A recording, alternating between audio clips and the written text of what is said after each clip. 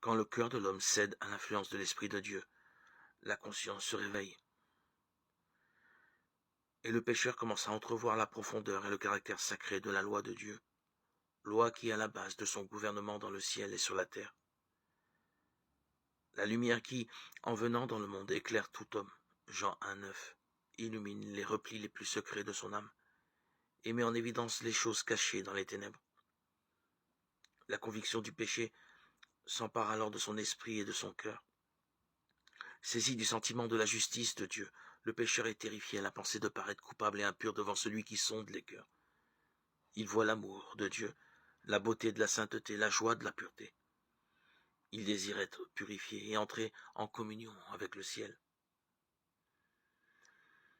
La prière de David après sa chute peut illustrer le véritable repentir.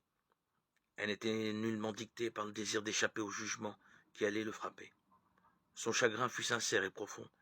Il ne chercha pas à pallier sa culpabilité, il voyait l'énormité de sa transgression, la souillure de son âme.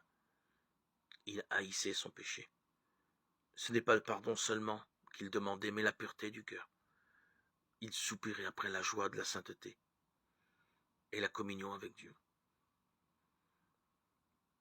Il s'exprime dans le psaume 32, 1. Heureux celui qui à qui la transgression est remise, à qui le péché est pardonné.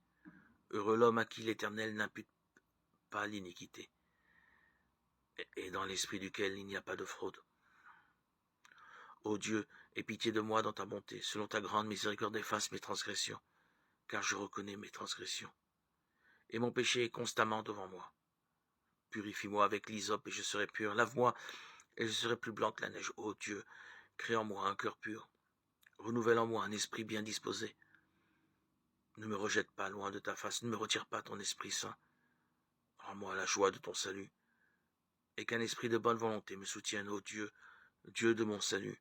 Délivre-moi du sang versé, et ma langue célébrera ta miséricorde.